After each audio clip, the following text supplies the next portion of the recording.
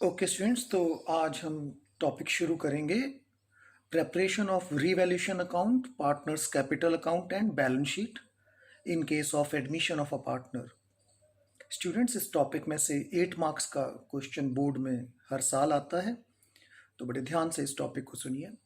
सबसे पहले revaluation account. तो रीवैल्यूएशन अकाउंट बनाया क्यों जाता है? जब एक नया पार्टनर एडमिट होता है। स्टूडेंट्स, जैसे ही कोई नया पार्टनर फर्म को ज्वाइन करता है तो इसको कहते हैं reconstitution of partnership firm. Partnership deed दोबारा से बनती है और सारी बैलेंस शीट को इंटैक्ट किया जाता है, अप टू डेट किया जाता है। इसका मतलब अगर लाइबिलिटी साइड पे कोई रिजर्व्स पड़े हुए हैं उसको ओल्ड पार्टनर्स ए और बी में डिस्ट्रीब्यूट कर दिया जाता है। अगर एसेट साइड पे कोई अनएडजस्टेड लॉसेस पड़े हुए हैं उनको भी ओल्ड पार्टनर्स में राइट ऑफ कर दिया जाता है। तो रिजर्व्स और लॉसेस को तो ए और बी ओल्ड पार्टनर्स को दे दिया जाता है। बाकी के एसेट्स और लाइबिलिटीज का क्या? बाकी के एसेट्स और लाइबिलिटीज को भी उनकी आज की प्रेजेंट वैल्यू, आज की वैल्यू पे रिकॉर्ड किया जाता है। सी के आने से पहले सारे एसेट्स और लाइबिलिटीज को आज की प्रेजेंट वैल्यू पे रिकॉर्ड किया जाता है। तो अगर एसेट्स की वैल्यू दोबारा से पता करते हैं, मार्केट में रीवैल्यू करते हैं, तो हो सकता है उसकी वैल्यू बढ़ जाए और कम हो जाए। और लाइबिलिटीज जब रीअसेस करते हैं तो हो सकता है वो भी बढ़ जाए या कम हो जाए।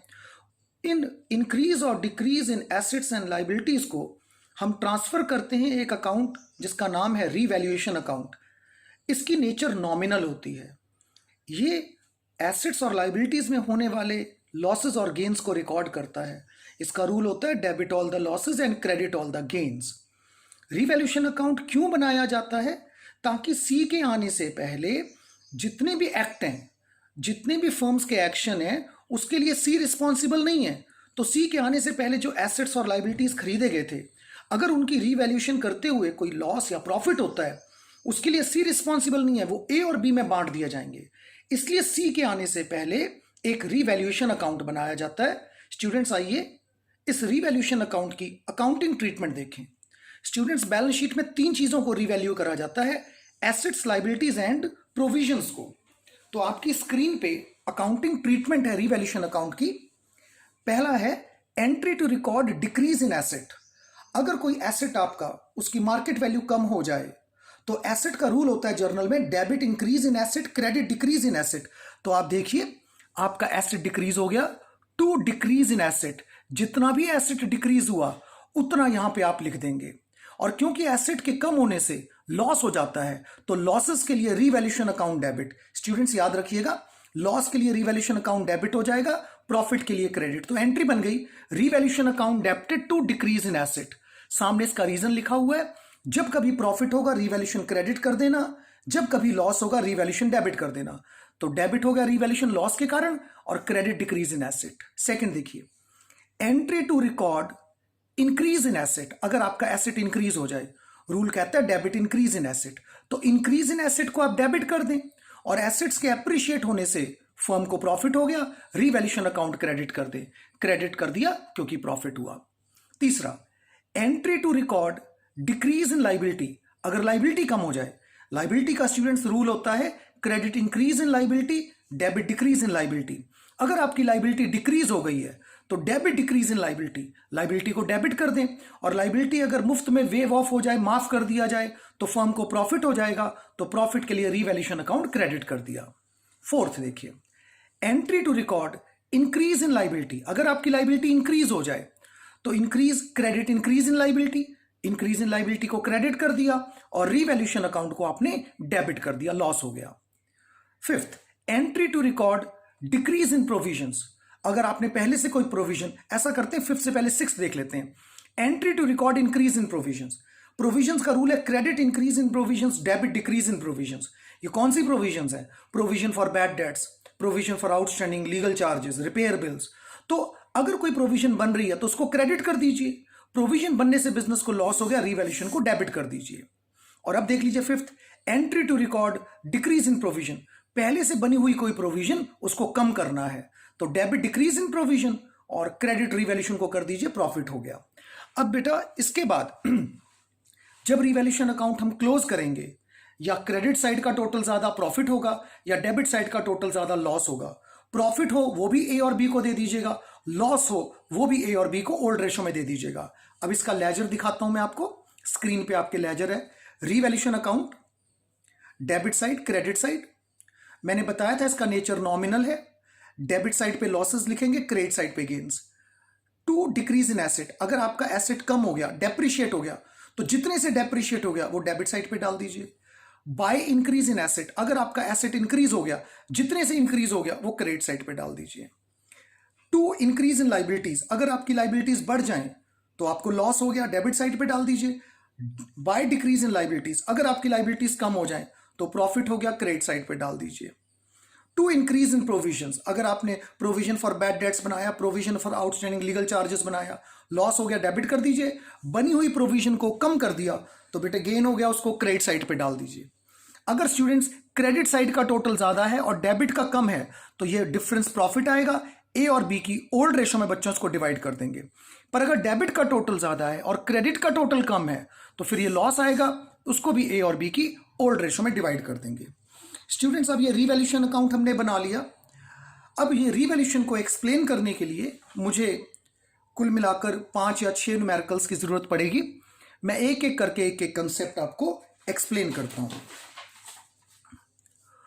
तो आप सबसे पहले देखिए, आपकी स्क्रीन पे एडमिशन का ये पहला न्यूमेरिकल है। इसको मैं साथ के साथ आपको सॉल्व करके दिखाऊंगा। पहले आप स्टेटमेंट देख लीजिए।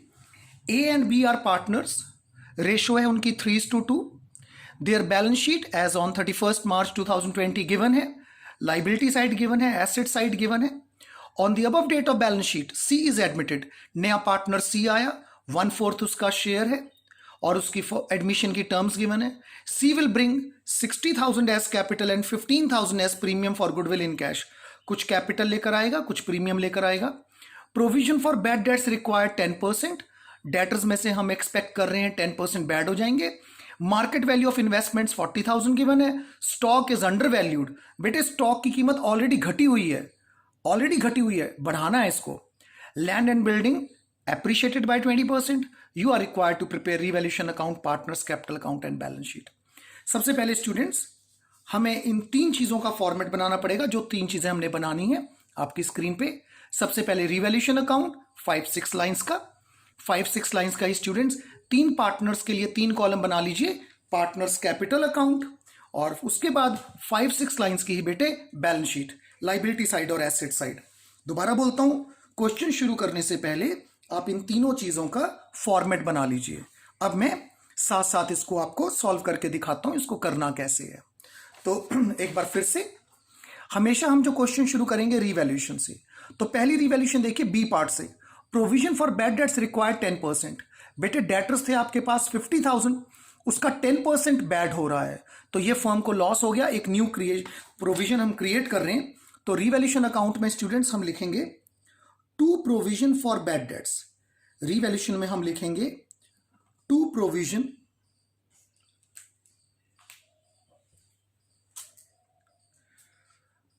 Provision for bad dates.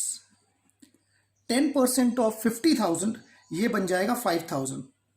Student साथ के साथ इसका इफेक्ट बैलेंस शीट में दिखाएंगे। बैलेंस शीट में आप लिखेंगे डेटर्स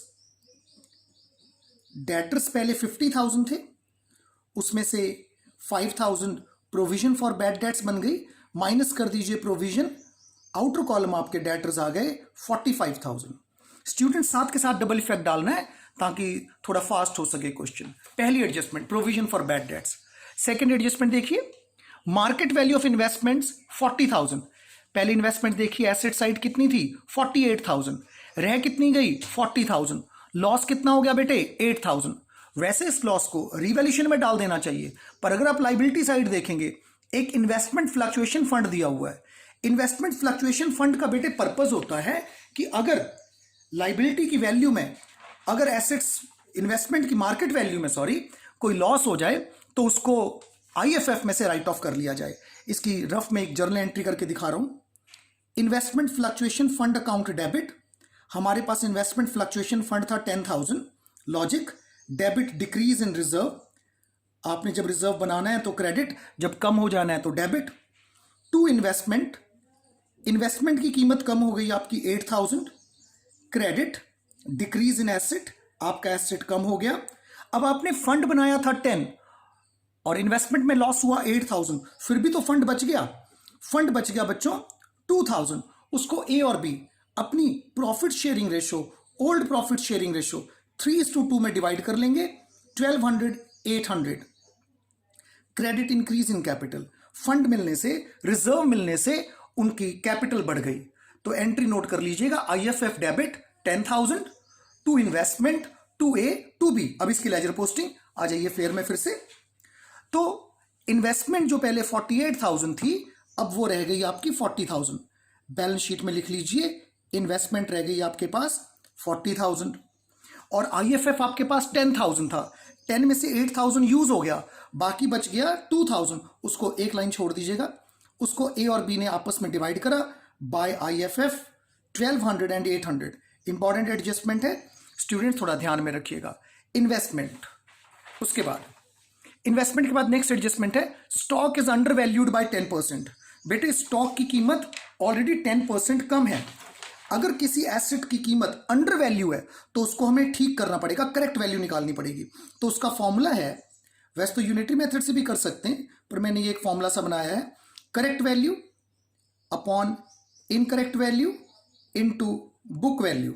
स्टॉक की हम करेक्ट वैल्यू ढूंढना चाहते हैं तो करेक्ट वैल्यू को हमेशा 100 मानिए। इनकरेक्ट वैल्यू कितनी होगी, 10% इसको कम करके रिकॉर्ड करा है तो incorrect value 90। Book value stock की कितनी लिखी हुई है 45,000, तो स्टॉक की करंट वैल्यू हो गई स्टूडेंट्स 50,000। यानी आपका स्टॉक 50,000 था पर आपने लिखा है 45,000, तो स्टॉक की कीमत 5,000 बढ़ गई। स्टॉक की कीमत बढ़ने से हमें प्रॉफिट हो गया, बाय स्टॉक 5,000, रीवैल्यूएशन में प्रॉफिट हो गया। और बैलेंस शीट की एसेट साइड इन्वेस्टमेंट्स के नीचे लिखें स्टॉक 50,000, स्टॉक की कीमत 45,000 से बढ़कर 50,000। नेक्स्ट एडजस्टमेंट देखिए, land and building is to be appreciated by 20%। Land and building की कीमत 20% बढ़ा दीजिए। Land and building balance sheet में 75,000, अगर 20% इसको बढ़ाएंगे तो 20% ऑफ 75,000 15,000 इसकी कीमत बढ़ गई। और बैलेंस शीट में इसकी कीमत बढ़ा दीजिए, लैंड एंड बिल्डिंग 75,000 प्लस 15,000, ये हो गई आपकी 90,000। ये आपका रीवैल्यूएशन अकाउंट कंप्लीट हुआ। पहला स्टेप होता है रीवैल्यूएशन अकाउंट कंप्लीट करें और जितना भी कुछ रीवैल्यूएशन में आएगा उसका डबल इफेक्ट होगा। आइए इसका टोटल कर दें, 15 एंड 5 रीवैल्यूएशन का क्रेडिट साइड का टोटल 20,000, डेबिट में भी टोटल लिख दीजिए 20,000, डिफरेंस आया 15,000, ये प्रॉफिट हो गया। इस प्रॉफिट को हम डिस्ट्रीब्यूट करेंगे between A and B. A और बी में डिस्ट्रीब्यूट करिए 3:2 में, ओल्ड रेशो में। 9,000 एंड 6,000, ये रिवैल्यूएशन हो गया। अब आ जाइए पार्टनर्स कैपिटल अकाउंट। स्टूडेंट्स मेरे पुराने लेक्चर को देख लीजिएगा, जब कोई पार्टनर एडमिट होता है वहां पे मैंने कुछ आपको स्टेप्स बताए थे। यहां पर टोटल 6 स्टेप्स करने। पहला step opening capital balance by balance brought down. A और बी की कैपिटल लाइबिलिटी साइड से स्टूडेंट्स हम चेक कर लेंगे। ए की कैपिटल 1 लाख है, बी की 60,000 है। ए की कैपिटल लिख लीजिए 1 लाख, बी की 60,000। जब नया पार्टनर आता है हम चेक करते हैं कहीं कोई हमारे पास रिजर्व तो नहीं है। 6 रिजर्व्स आपको बताए थे, तो देखिए उसमें से एक रिजर्व पड़ा है वर्कमैन कंपनसेशन फंड। इसके अगेंस्ट कोई इंजरी, कोई क्लेम नहीं हुआ, ये एक फ्री रिजर्व है, पार्टनर्स में डिस्ट्रीब्यूट कर दीजिए। Workman compensation fund account debit to A to B, तो ए और बी में 3:2 में इसको भी डिवाइड कर दीजिए, 9,000 एंड 6,000। उसके बाद एक और रिजर्व पड़ा हुआ है इन्वेस्टमेंट फ्लक्चुएशन फंड 10,000, उसमें से 8,000 यूज हो गया, बाकी 2 डिवाइड कर दिया। इंप्लॉइज प्रोविडेंट फंड, बेटे ये रिजर्व नहीं है, ये प्योर लाइबिलिटी है, इसको डिवाइड मत करिएगा।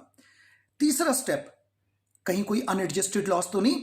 3 अनएडजस्टेड लॉसेस होते हैं, goodwill, P&L, advertisement, suspense. Asset side देखिए, सेकंड लास्ट आइटम गुडविल पड़ी है 10,000, तो एंट्री होती है A debit B debit to goodwill. A और बी के अकाउंट में लिख दीजिए आप 2 गुडविल। गुडविल पड़ी थी आपके पास 10,000, इसको 3:2 में डिवाइड करा, 6,000 एंड 4,000।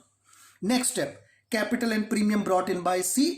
एंट्री होती है cash account debit to C's capital to premium for goodwill in C's capital by cash account. C capital लेकर आया था स्टूडेंट्स।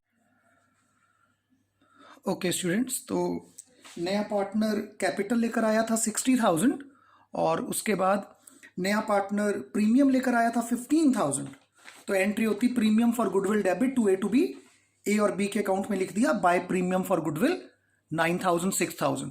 ये प्रीमियम स्टूडेंट सैक्रिफाइसिंग रेशो में डिवाइड करना होता है, पर क्योंकि न्यू रेशो गिवन नहीं है, सैक्रिफाइसेस का कोई हिंट नहीं है, तो ये फर्स्ट केस हो गया ओल्ड रेशो 3:2 ही सैक्रिफाइसिंग हो जाएगी। लास्ट स्टेप रिवैल्यूएशन का रिजल्ट, रिवैल्यूएशन में ऊपर चेक करिए, प्रॉफिट आया था 2A to B, रिवैल्यूएशन में 2AB, ए और बी में आ गया बाय रिवैल्यूएशन। ये 6 स्टेप्स बेटे, 5 रह सकते हैं 4, पर 7 नहीं होते ये, तो इसका टोटल कर लीजिए तीनों का, ए की क्लोजिंग कैपिटल आ गई, बी की आ गई और सी की क्लोजिंग कैपिटल आ गई। अब नेक्स्ट स्टेप पे हमने बैलेंस शीट बनानी है। ओरिजिनल बैलेंस शीट की स्टूडेंट्स फिर से हेल्प लेंगे, उन्होंने सबसे पहले कैपिटल्स लिखा था, हम न्यू लिख देंगे, बाकी जितनी लाइबिलिटीज की वैल्यू चेंज नहीं हुई है वो लिख देंगे, जितने एसेट्स की वैल्यू चेंज नहीं हुई है वो लिख देंगे। तो सबसे पहले मैं कैपिटल्स लिख रहा हूं, तो कैपिटल ए की आ जाएगी 1,22,200, बी की कैपिटल आ जाएगी 74,800 और सी की कैपिटल आ जाएगी 60,000। इन तीनों का टोटल बन गया हमारा 4,2,617, 7,2,9,615, 1 and 1 2, 2,57,000। कैपिटल्स के बाद नेक्स्ट जो चीज थी उसमें बैलेंस शीट में वो थी क्रेडिटर्स। क्रेडिटर्स में कोई चेंज नहीं आया, 40,000 का 40,000 लिख दें। क्रेडिटर्स में कोई चेंज नहीं आया, आप 40,000 का 40,000 लिख दें। क्रेडिटर्स के बाद नेक्स्ट आइटम थी WCF, बेटे वो फ्री बन गया था, उस पर कोई लाइबिलिटी नहीं थी, पार्टनर्स ने डिवाइड कर लिया। IFF यूज हो गया।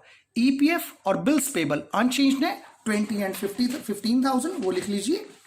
EPF अनचेंज्ड है 20,000 और बिल्स पेबल अनचेंज्ड है 15,000, दोनों को लिख दीजिए। लाइबिलिटी साइड डन हुई, एसेट साइड आ जाइए।